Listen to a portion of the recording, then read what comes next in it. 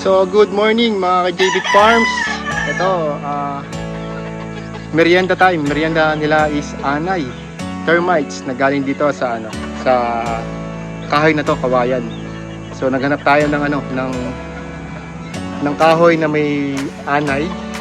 Ito, napaka-healthy nito kasi natural to. Natural protein. So, ayan, no?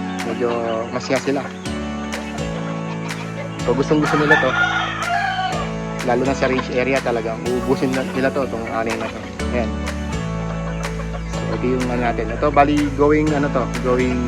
bali 3 months na sila, going 4 months. Kaka 3 months lang pala nito mga to.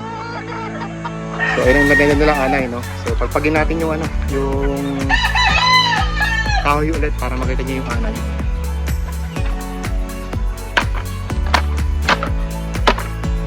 So, ayan, yung mga anay, mga idol.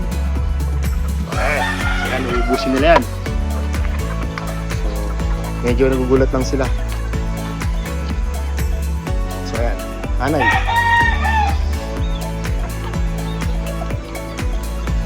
Ito, pagka meron kayong mga mga inaanay na na kahoy sa gilid-gilid ng mga bakuran nyo, mga idol.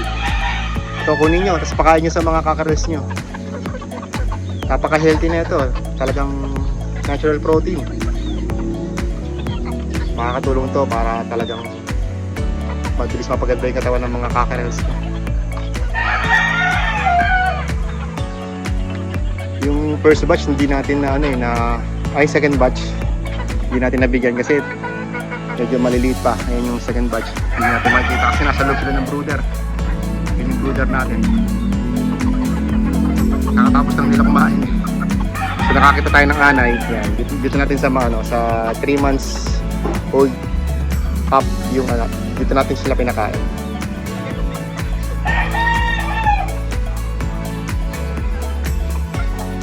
So natural protein mga ka-JB Farms.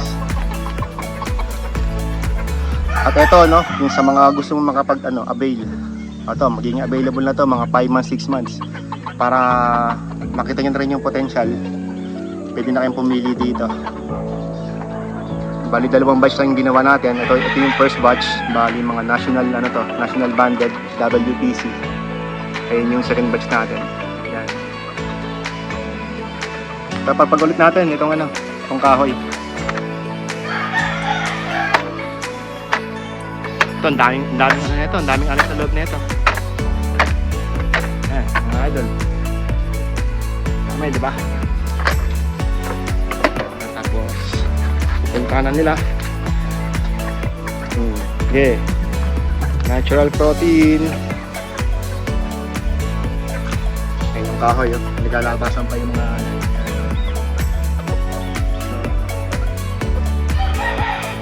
try nyo to mga idol.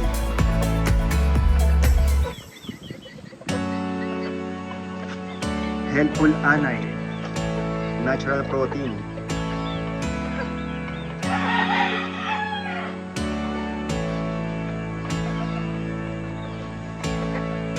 Second batch, medyo mga nakatago kaya hindi sila ganong pinita.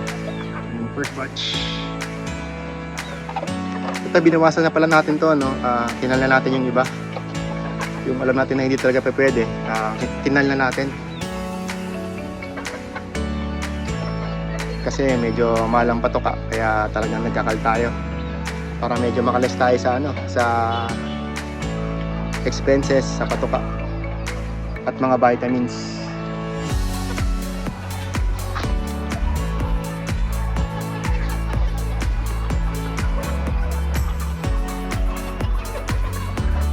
So itong itong kahoy na to, marami pang laman to na mga anay. So ubusin natin to. Papaubos natin to mga idol.